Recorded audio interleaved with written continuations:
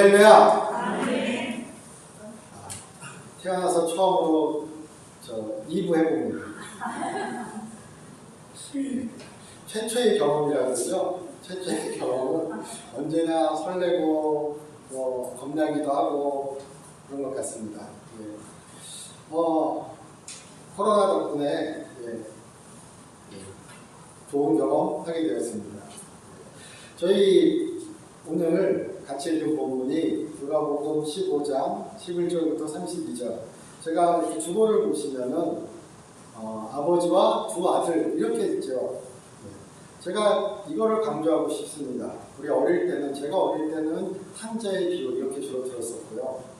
탕자의 비유 이렇게 들었었고, 요즘에 이제 제가 나중에 커서 성경을 보았을 때 우리 어디 개역개정에 나와 있는 것처럼 잃어버린 아들을 되찾은 아버지의 비유.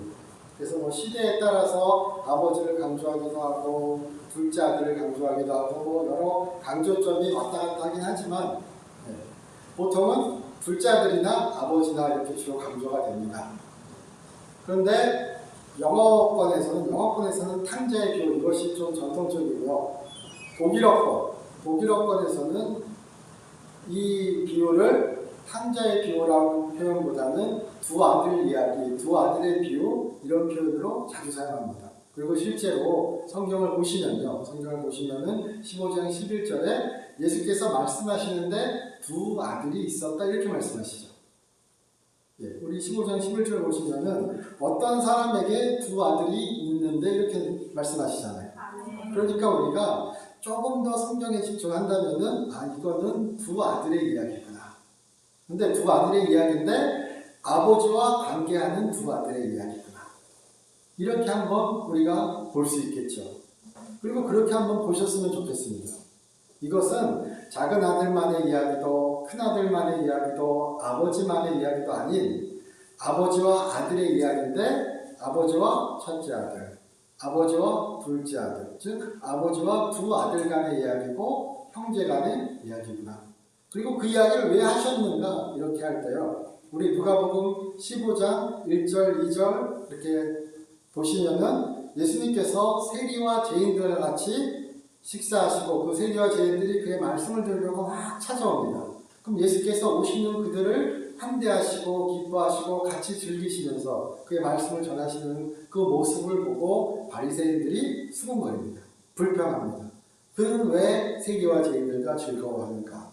그때 예수님께서 비유로 말씀하신다 이렇게 하고 우리 앞에서 잃어버린 양 한 마리, 100마리 중에 한 마리 잃어버린 것, 또 10드라크마 중에 한 드라크마를 잃은 여인에 대해 이야기하시고요. 그리고 오늘 우리가 읽은 이 아버지와 두 아들의 비유에 대해서 말씀하십니다. 그리고 특히나 이 두 아들의 이야기는 누가복음에만 나오는 이야기입니다. 그러니까 우리 또 그렇게 생각할 수도 있습니다. 누가는 이 이야기를 특별히 자신의 복음서에 집어넣어서 강조하고 싶었구나. 그런데 우리가 회개라는 말씀이죠. 회개라는 단어를 생각할 때 회개는 일단 하나님의 은혜가 있어야 되죠.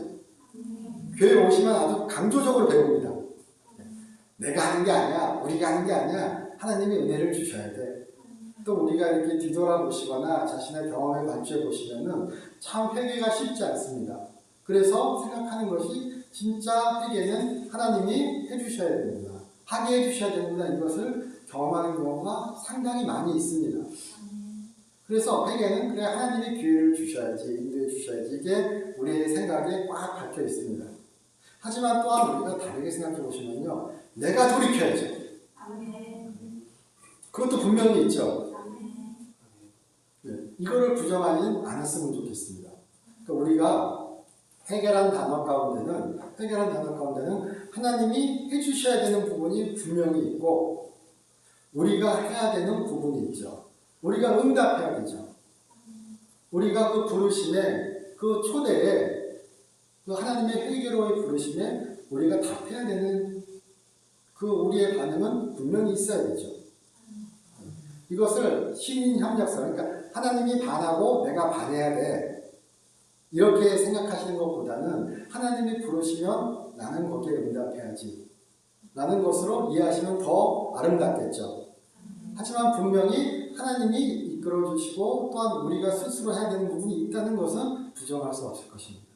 그런데 이 누가복음의 앞에 비유, 잃은 양을 찾는 비유, 드라크마를 찾는 비유는 주인이 찾아가서 막 찾죠. 100개 중에 1개 잃어버렸는데 말 못하는 동물이지만 주인이 막 찾잖아요. 그리고 동전 하나 잃어버린 것도 동전이 말해요? 동전이 스스로 회개할 수 있어요? 없죠. 주인이 찾아줘야 되죠. 양도 자기 스스로 길을 잃은 거죠. 근데 돌아올 능력이 없죠. 그러니까 양이 돌아오기 위해서는 주인이 찾아야 되죠.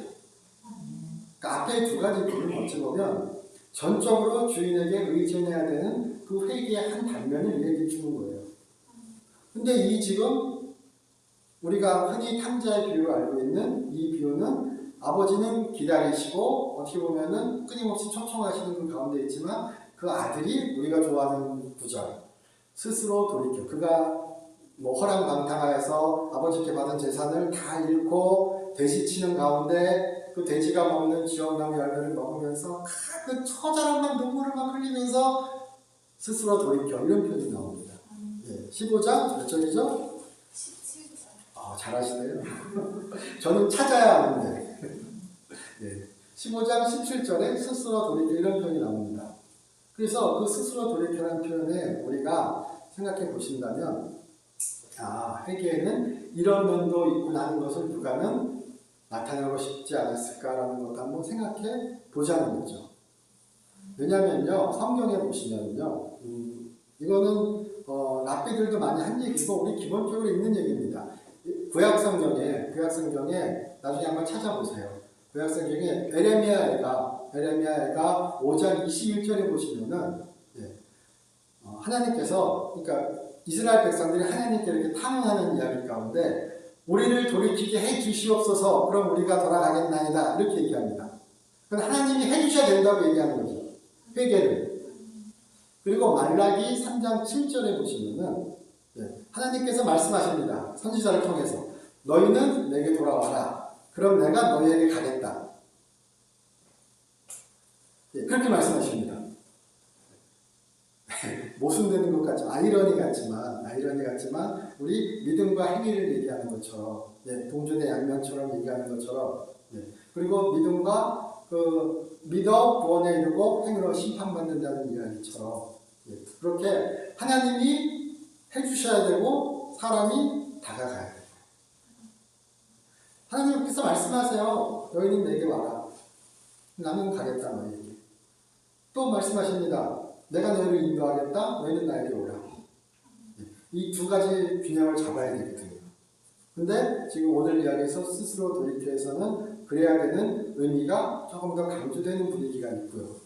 그리고 또 스스로 돌이켜란 말을 할 때요. 이 스스로 돌이켜란 말 자체는 이 단어를 직역을 해서 이렇게 가깝게 본다면은 자신의 마음을 돌아보는 겁니다. 그러니까 말 그대로 직역을 하면 스스로 마음을 보는 것. 이게 바로 스스로 돌이켜입니다. 그러니까 뭐 행동을 교정하였다거나 이런 의미보다 오히려 더 집중되는 의미는 그 자신을 보는 거예요. 근데 제 경험에 비춰서도 그렇고요. 뭔가 변화가 시작되려면 일단 현실 인식이 돼야 돼요. 내가 어떤 상황인지 지금 어떠한 일이 있는지 그것에 대한 정확한 파악이 되어야 변화될 수 있죠. 회개도 내 자신이 변하려면 내가 어떤 상태인지 알아야죠. 근데 아들은 그렇게 돼지를 치면서 지역나무 열매를 주워 먹으면서 그 상황에서 그제서야 스스로 자신을 보게 된 거죠. 이것이 스스로 마음속을 보게 됐다. 그의 영혼을 보게 됐다. 그의 그 마음을 본 거예요. 그의 영혼을, 그의 마음을 보게 된 순간이에요. 이것을 우리 식으로 표현하면 하나님께서 보게 해주신 걸 수도 있고 스스로 보게 된 걸 수도 있고요. 이 두 가지 면이 다 적용된다. 이렇게 보셨으면 좋겠습니다. 그리고 우리에게도 우리 삶 가운데 그렇게 스스로 보는 순간이 많으셨으면 좋겠습니다. 그래야 변할 수 있죠. 그래야 나갈 수 있죠. 저는 그렇더라고요. 저는 웬만해서는 행동의 패턴을 바꾸지 않습니다. 진짜 이게 잘못됐구나. 진짜 이거 바꿔야 되는 거구나. 철저하게 느끼기 전에는 어지간하면 참고 갑니다. 아니면 뭉개고 갑니다. 그러니까 저에게는 오히려 이 둘째 아들 같은 스스로의 마음을 보는, 스스로의 영혼을 보는 순간이 너무나 소중한 순간일 수 있는 거죠. 그 순간은 괴로울지라도요. 그래서 그런 은혜가 혹은 축복이라고 말할 수 있다면 축복이 우리에게 계시기를 주님의 이름으로 축원합니다. 고난 가운데 있으라는 얘기 아닌 걸 절대 아시죠? 나를 보는 순간. 그것이 기도를 통해서건 말씀을 보는 가운데서건 아니면 명상을 혹은 많이 묵상을 다른 많은 표현을 할 수 있겠죠. 그런데 그것이 다른 것을 보고 외의 것을 보는 것이 아니라 나를 보고 그리고 하나님을 예수님을 보는 그 순간이 되시기를 주님의 이름으로 축원합니다. 그래서 그렇게 스스로 돌이켜, 그러니까 둘째 아들은 아버지 재산을 미리 당겨서 가가지고 신나게 쓰고 그 절망 가운데 자신을 보게 되고 내가 아버지께 돌아가야 되겠다 이렇게 결심하죠. 이 1세기 근동의 맥락에서 유산을 미리 달라는 것은 지금도 그렇지만 지금도 많이 생각해 보시면은 자식이 나한테 와가지고 아버지 어차피 돌아가실 건데 미리 좀 당겨주세요 이러면 화나죠. 내가 줄 거라도 그건 내가 주기 전까지는 네게 아니잖아요. 네 거 맞아. 근데 내가 주길 기다려야지 달라 그러면 저걸 죽일 수도 없고 이렇게 되는 거죠. 당시엔 더 그렇죠. 우리 인식에 이 가부장적 대도라는 부정적으로 얘기하지만 그렇게 가장을 중심으로 묻힌 가족 공동체, 마을 공동체에서 가장의 권위는 대단한 겁니다. 그런데 거기에서 아들이 미리 달라 그러죠. 또 이렇게 보통 아버지가 미리 이렇게 아들이나 딸에게 나눠주는 경우가 있습니다. 그렇게 나눠줄 때도 아버지가 주는 것이고 나눠줄 때조차도 이 땅이라고 하면 땅에서 나오는 소출은 가질 수 있지만 땅을 사고 파는 권리는 아버지가 돌아가시기 전까지는 가질 수가 없습니다. 이거 신현 제도니 이런 제도를 떠나서 이스라엘 제도의 그 근동의 제도의 율법 그 관습에 그렇게 돼 있다고 합니다. 제가 읽은 책에서는요.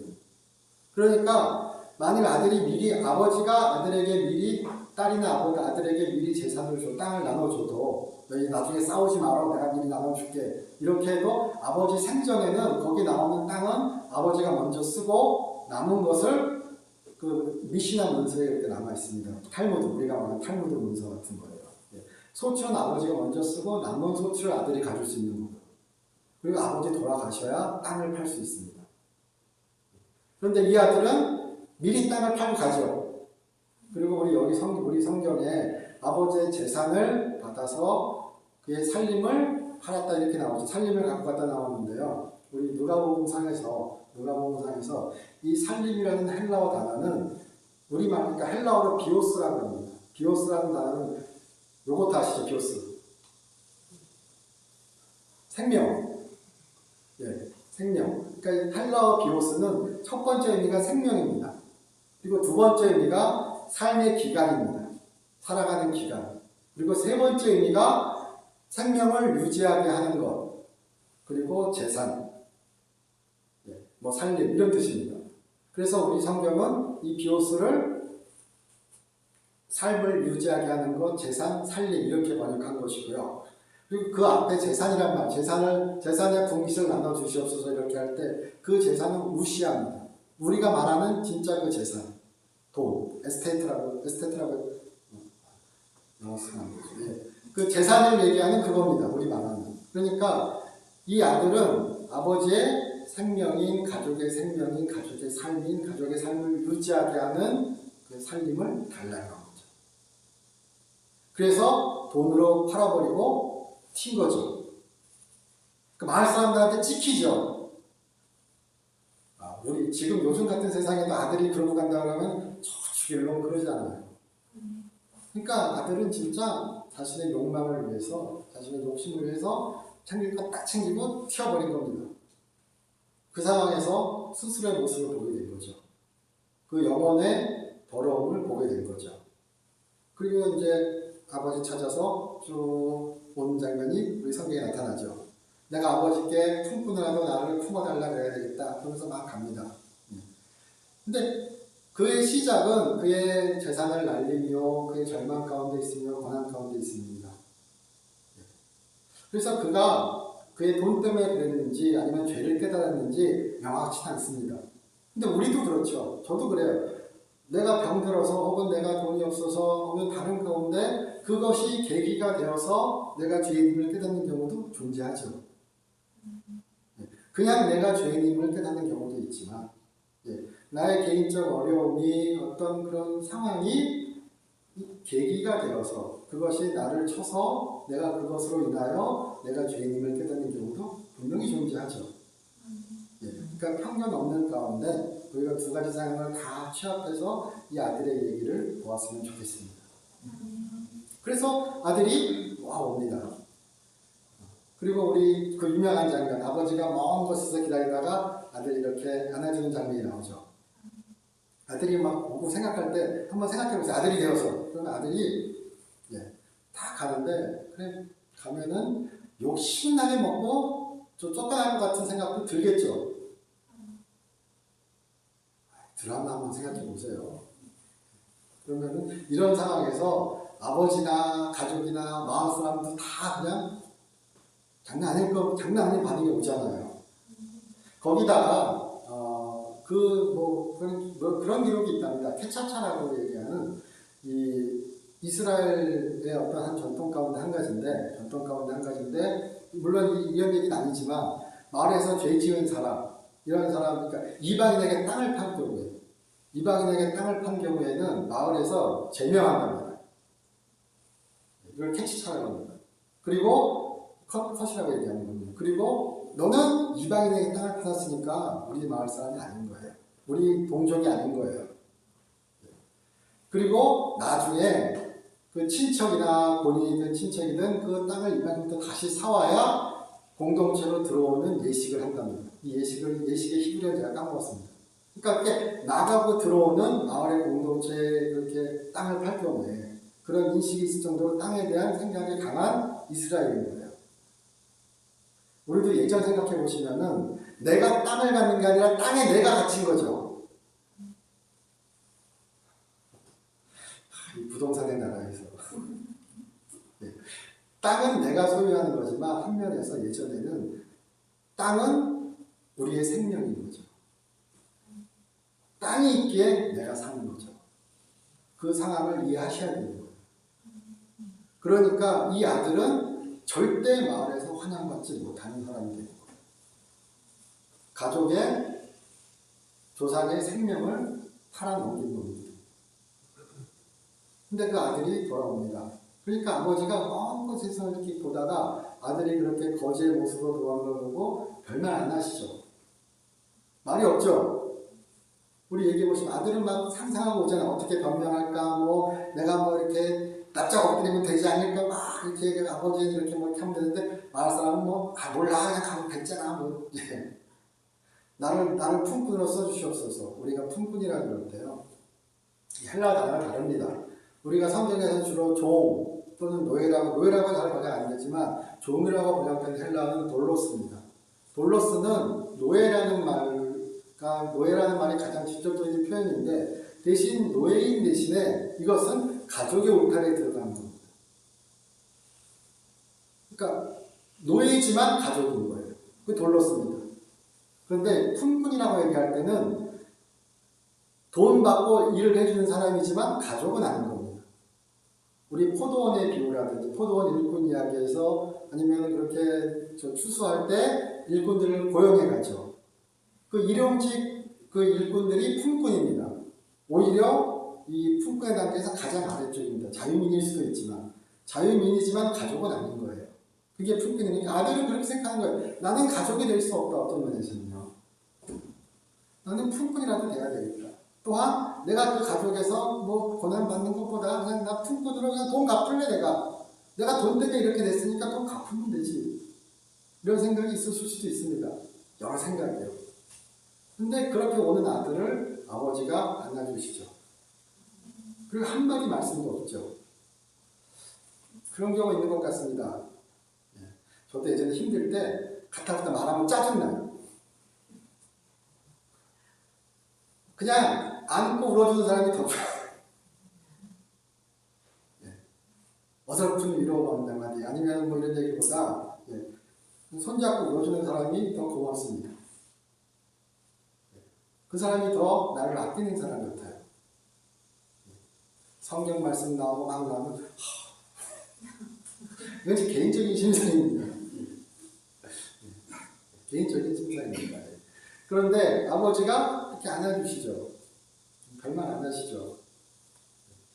근데 제가 이렇게 글을 보다가 본 글 중에 많이 이렇게 나오는 글 중에 한 가지입니다. 유시와 뭐 작가라 그래야 되겠죠. 작가의 산문집 중에 날아가는 새는 뒤돌아보지 않는다라는 그 산문집이 있습니다. 제가 산문 열심히 읽는 사람 아닙니다. 그 산문집이 있는데 거기에서 그 류시아 작가가 이 갑자기 이름이 기억이 안 나요. 다시다 선전하시는 분 김혜자 선생님, 김혜자 배우. 선생님 제가 배우가 아닌데 선생님은 아니죠. 김혜자 배우 하도 TV를 보다 보니까 그 배우 김혜자 씨와 그 작가 류시아가 네팔에 여행을 같이 갔었대요. 그래서 카트만두, 네팔의 수도, 카트만두 근처에 유적지에서 이 장신구를 파는 여자를, 좌판을 열고 장신구를 파는 여자를 이렇게 지나가는 와중에 그 여자를 이렇게 봤는데 그 여성이 고개를 푹 숙이고 이렇게 울고 있더래요. 근데 김혜자 씨가 아무 말도 없이 그 여자 옆에 싹 가서 앉더니 손을 잡고 같이 울더랍니다. 둘이 같이 그냥 우는 거예요. 같이 울다가 어느 순간 그 장식구를 팔던 젊은 여자가 웃더래요. 울다 웃으면 어떻게 되죠? 울다가 웃더래요. 그리고 다시 울고 울다가 웃다가 결국 둘이 웃고 일어선 거예요.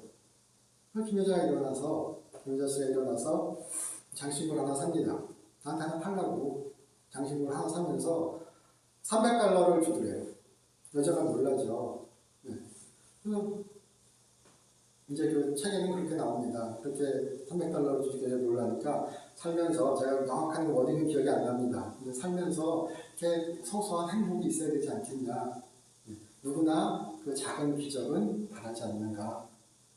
근데 그렇게 $300을 주니까 여자가 이렇게 그 정리하고 좋아하는 모습으로 간 거죠. 그게 위로죠. 그게 공감이죠. 같이 울고, 물론 그때 김혜자 씨도 되게 어려운 상황이었대요. 뭐 개인적으로 어려운 상황이었어요. 그러니까 같이 치유받는 거죠. 우리가 물론 아버지의 모습을 하나님의 모습으로 우리가 항상 생각해 나는 이런 아버지의 모습은 부모로 우리가 이렇게 항상 얘기하긴 하지만 우리는 아버지의 모습이기도 하고 우리가 아버지의 모습이기도 되어야 하고요. 우리가 둘째 아들의 모습이기도 하고 우리가 지금 얘기하지 않은 첫째 아들의 모습이기도 합니다. 우리는 작은 예수죠. 어느 순간은 둘째 아들이죠. 어느 순간 여기 지금 얘기는 안 드렸지만 그 둘째 아들의 돌아옴을 환영하지 않는 첫째 아들의 모습도 있죠. 죄인이면서 의인이라고 얘기하지만 그렇게 김혜자 씨가 그렇게 얘기했답니다. 이렇게 살아가는 가운데 내가 행복을 줄 수 있고 작은 기적이 이렇게 바라나는 거 누구나 다 행복을 원하잖아요. 그렇죠. 우리 누구나 다 행복을 원하죠. 제가 한 주 전인가요? 두 전인가요? 행복은 결과가 아니라 과정이다. 과정 가운데 행복해야 된다. 삶의 소소한 순간들이, 사소한 순간들이 행복해야, 기뻐야 그 삶이 행복한 거죠. 그리고 행복하다고 얘기하죠. 이만한 행복보다 작은 기쁨이 짜자자자자 산딸기 이렇게 열매 맺힌 것처럼 막 달려 있어야 행복하다고 느낀답니다. 그 일이 안 가니까요. 우리가 그런 아버지의 마음으로 또 이렇게 김혜자 시자가 얘기를 했던 것처럼 그런 마음으로 돌아온 둘째 아들을 또는 우리의 형제를 우리의 가족을 그렇게 보듬어 안을 수 있으면 좋겠습니다. 그와 우리 사이에 삶의 소소한 행복이 기쁨이 넘치는 우리의 삶이 되시길 주님의 이름으로 축원합니다. 그래서 일단 아들이 돌아왔습니다. 아들이 막 이렇게 입혀줍니다. 옷도. 성화 중에 이 탕자에 대한 성화가 엄청나게 많습니다. 이 탕자 이야기를 저희는 두 아들의 비유라고 얘기하지만 두 아들 이야기, 탕자에 관련된 성화를 인터넷에서 찾아보셔도 엄청나게 많습니다. 그 중에 유명한 게 빛의 화가라 불리는 렘브란트입니다. 1600년대 살았던 사람입니다. 17세기. 근데 그 렘브란트의 작품 중에 이렇게 그 성화 시리즈가 있습니다. 여기 지금 탕자에 대한. 그런데 탕자가 화랑방탕하게 사는 모습 그린 성화도 있고요. 그가 이렇게 다른 성화 중에서 렘브란트는 아닌 것 같은데 돼지치는 장면도 있죠. 그런 장면도 있는데 오늘 우리가 지금 제가 말씀드리려고 하는 탕자의 귀환이라는 그 렘브란트의 작품에는 탕자가 머리도 다 빠지고 이상하게 가난하면 머리 빠진 걸 봐요. 요즘 우리 부자의 상징이 뭐죠? 저 어릴 때는 이 가운데 머리 없는 게 부자의 상징이었거든요. 배와 묻질 않으시네. 근데 이렇게 머리가 막 흐트러지고 거의 그냥 이렇게 머리 고생해서 빠져 있고요. 고생해서 빠져 있고 옷은 그냥 다 해진 상태고 렘브란트의 그림에 그리고 신발도 한 짝만 신고 있습니다. 한 짝은 맨발이고 이렇게 무릎 꿇고 이렇게 잡고 있는데 한 짝은 맨발이고 한 발은 그 바지 그 신발 샌들이라고 해야 되나 신발이라고 해야 되나 그것이 이렇게 굽이 이렇게 떠나가서 흘러내려가는 뒤꿈치만 나온 상태고요. 그리고 그거를 아버지가 이렇게 여기 이렇게 잡는 거 있죠. 손을 이렇게 딱 안는 모습이 있습니다. 근데 유명한 이야기입니다. 이 렘브란트가 그렇게 그 둘째 아들을 이렇게 끌어안을 때 이 손이 다릅니다. 한 손은 남자의 손 같고요. 한 손은 여자의 손 같습니다. 유명한 이야기입니다. 그렇게 해석합니다. 그래서 아버지의 마음, 어머니의 마음, 아버지의 손, 어머니의 손. 아버지가 어머니가 한 거죠. 거친 손, 부드러운 손. 그렇게 해가지고 그렇게 안아주는 그 손을 주목하라 이렇게 얘기하기도 합니다. 그리고 이제 그렇게 살찐 속았고 잔치하자고 막 얘기하죠. 이제 큰아들, 우리 사랑하는 큰아들이 돌아옵니다. 이 큰아들 착한 놈이죠. 아니, 둘째 아들은 재산 챙겨서 갔잖아요. 첫째 아들은 가만히 있었죠. 저처럼 비판 좋아하는 사람은 또 이렇게 보다 보면은 제가 책에서도 그 얘기보다 딱 손뼉을 쳤습니다. 자기는 받지 말아야죠. 그 생각 안 해보셨어요? 둘째 아들이 내 거 달라고 그랬죠. 아버지 건데 주실 것 나한테 땡겨주세요. 성경 보시면요. 각자 나눠 주었다 그러죠. 첫째도 받은 거죠. 얼마나 좋아. 가만히 있는데 재산이 내려오는 거예요. 저 둘째가 욕은 시큰 자기가 다 들어먹어주고 판 깔아주는 거죠. 이렇게 딱 열려서 입만 벌고 있으면 되죠. 그래서 고맙게 잘 챙깁니다. 그리고 살아온 그대로 반성대로 또 좋은 아들의 모습으로 열심히 하는 아들의 모습으로 살아가는 거죠.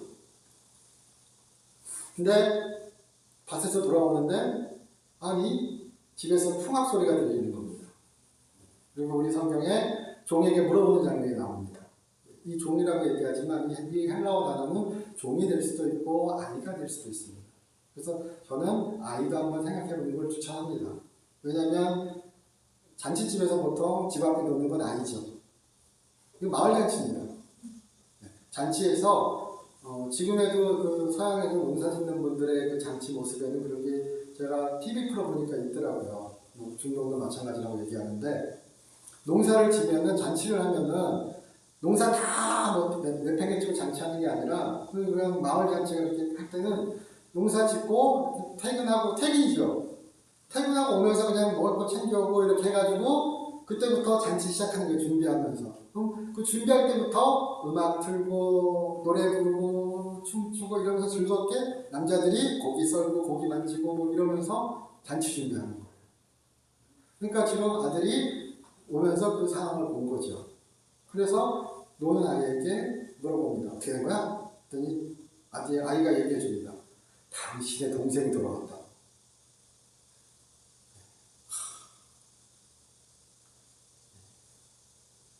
이런 우리가 아주 그냥 경악할 만한 소식이죠. 아들이 얼마나 열받았겠어요. 이미 잘라낸 애죠. 저건 아들이 아니다. 저건 사람이 아닌 거야. 사람이라면 저럴 수 없어 이렇게 생각할 수도 있죠. 우리도 그렇게 나도 저 같아도 그렇게 생각할 것 같아요. 사람이 어찌 저래? 저건 인간이 아니야. 근데 그 인간이 아닌 동생이 돌아왔습니다. 잔치를 한답니다. 의분이 끓어오르죠. 정의는 관철돼야 되죠.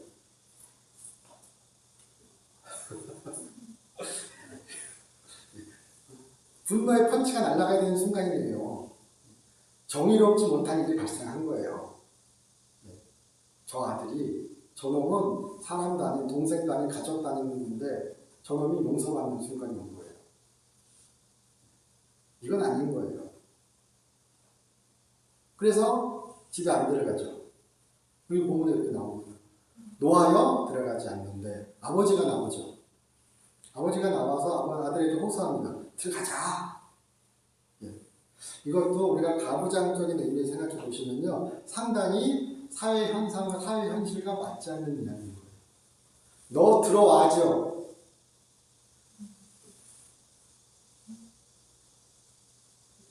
그렇죠. 생각해 보세요. 내가 나눠주고 내가 말하면 너는 들어야죠. 그게 조금 더 사회상에 맞는 이야기인 거예요.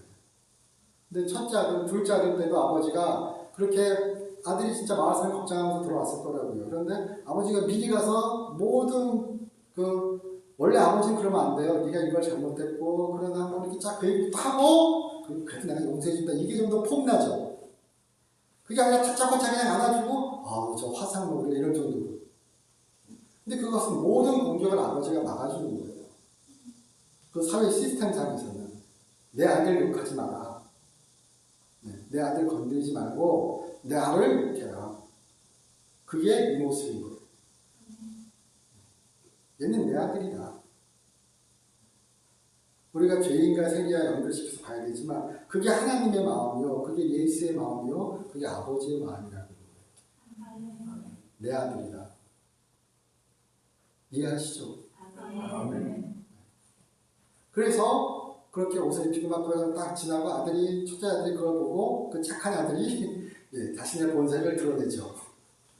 내가 아버지를 우리 보죠? 29절이죠. 아버지께 대답하여 이르되 내가 여러 해 아버지를 섬겨 이렇게 나오죠.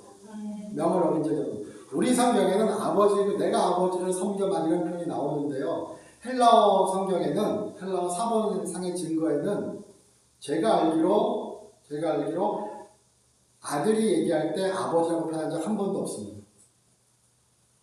둘째 아들은 내가 하늘에게 죄를 지었다고 아버지를 표현합니다.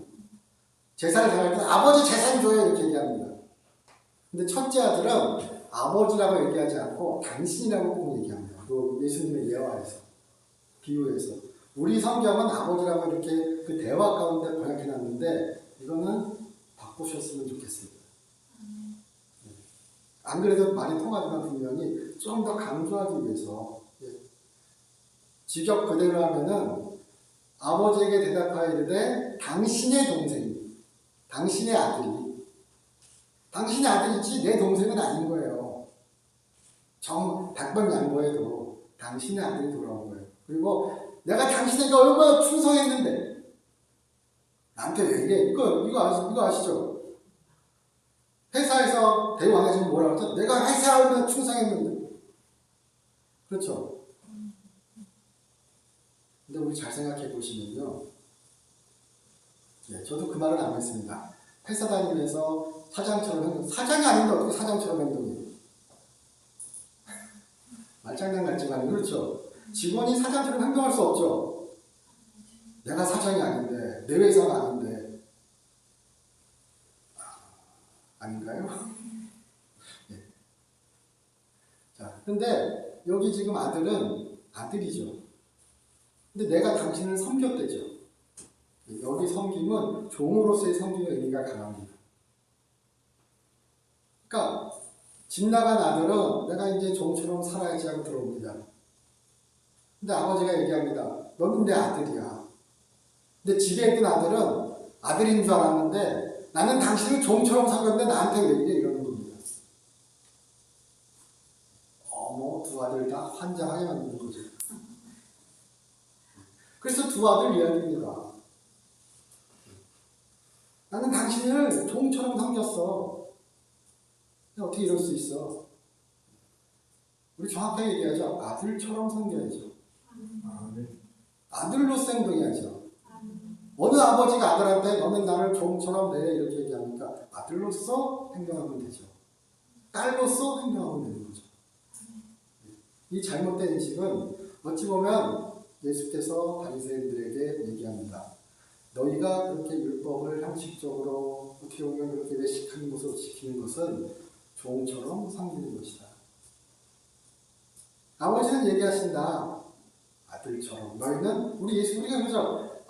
하나님을 아버지라고 아빠라고 부를 수 있는 거 우리의 큰 은혜라고요. 우리 언제나 그 얘기를 들으시죠. 하나님을 종처럼 섬기지 마세요. 아들처럼 섬기세요. 아들로서 딸로서 예수를 섬기세요. 그게 신앙이죠. 저는 그렇게 생각합니다. 여기서 너무 나가셔가지고 우리가 섬겨야 돼 막 이런 것까지만 생각하시면 골치 아파지고요. 하지만 아들로서 딸로서 우리 그렇게 믿으셨으면 좋겠습니다. 그래서 아버지께 대답하리되 내가 여러 해 아버지를 섬겨 명을 어기니 없거늘 내게는 염소 새끼라도 주어 나와 내버치로. 여기서도 우리 많이 얘기합니다. 나와 내버치로. 아니 아버지 좀 껴주면 안 돼요? 불만 터져 나오는 거죠. 그리고 그 아들의 그 양팍한 내심이 드러나는 거죠. 나와 내버. 나와 당신, 나와 가족, 나와 마을 사람. 이게 아니라 나와 내버. 그 아들의 모습이 적나라하게 드러나는 거죠. 한 아들은 있다가 나갔습니다. 그래서 어떻게 보면 밖으로 제대로 욕먹습니다. 안 했던 아들은 괜찮은 것 같았습니다. 그런데 알고 보니 이 아들도 마찬가지입니다. 근데 또 그런 얘기도 있는 것 같습니다. 우리가 이런 얘기를 또 그렇게 얘기하기도 합니다. 자신의 더러움이나 자신의 죄를 발견하기는 참 쉽습니다. 어떤 면에서는요. 그것을 내가 떨쳐버려야 되겠다 결심하는 것도 또 쉬운 경우가 간혹 있습니다. 간간히 있습니다. 그런데 자기 의의를, 자기 정의를 버리는 건 쉽지 않습니다. 내가 옳은데, 이게 맞는데, 이게 아들의 모습, 첫째 아들의 모습이에요. 내가 맞는데, 내가 옳은데, 죄인은 죄를 버리면 되죠. 의인은 의를 버려야 돼요. 자기 의의를. 그래서 예수께서 물으시는 겁니다. 첫째 아들에게, 그 모임의 바리새인들에게, 죄인과 세리와 같이 지내는 사람 것을 보는 것을 비난하는 사람들에게, 그리고 오늘 우리에게 묻습니다. 버릴래? 말래? 그리고 같이 기뻐할래? 기뻐하지 않을래? 하지만 아버지는 그렇게 얘기하죠. 여기서 기뻐함이 마땅하니라 그러는데 기뻐함이 마땅하라는 번역도 가능하지만 네가 기뻐했으면 좋겠다 이런 번역도 가능합니다. 그러니까 우리가 기뻐함이 마땅하니라는데 이 우리가라는 말은 우리 번역은 우리가를 택했고요. 이게 중성입니다. 그래서 우리가가 될 수도 있고 당신이 네가 이렇게 번역도 가능합니다. 그러니까 우리가 같이 기뻐하자는 하나님의 초청일 수도 있고요. 네가 기뻐하면 좋겠다라는 하나님의 아버지의 권유일 수도 있는 겁니다. 우리는 마땅하다고 질책하는 의미가 강합니다. 근데 질책이 아니라 저는 초청으로 권유로 받으셨으면 좋겠습니다. 아버지는 둘째 아들도 받으셨죠. 둘째 아들도 껴안으셨죠. 그러니까 이놈이 나쁜 놈이었다는 거 알아도 다시 껴안으시죠. 큰아들을 혼내지 않은 것처럼 둘째 아들도 혼내지 않으시는 거예요. 굳이 얘기하자면요. 이 잔치에 같이 하자는 거예요. 어떤 잔치요? 천국잔치요. 지금 이 잔치는 예수와 함께 있는 그 잔치는 마지막에 있을 그 천국잔치의 작은 표본입니다. 우리 삶에는 그런 소소한 잔치들이 예수와 함께하는 잔치들이 많이 있을 것입니다. 근데 나만 즐기는 것이 아니라 같이 즐겨야 되는 거예요. 예수와 함께, 형제와 함께, 가족과 함께. 그것이 바로 천국잔치입니다. 같이 울어주고, 같이 웃어주고, 같이 나눠주고, 같이 힘내고, 같이 걸어가는 그런 삶. 인생 혼자야. 그렇게 할수록 혼자죠. 맞는 얘기 같지만요. 근데 아버지는 말씀하십니다. 오라, 나와 함께 즐기자. 우리 이런 삶이 되기를 주님의 이름으로 축원합니다. 저희 기도드리겠습니다. 하나님, 저희 사랑하시고 인도해 주신 감사드립니다. 주와 함께하는 기쁨의 삶, 복된 삶이 되게 하여 주시옵소서. 주 예수 그리스도의 이름으로 기도드립니다.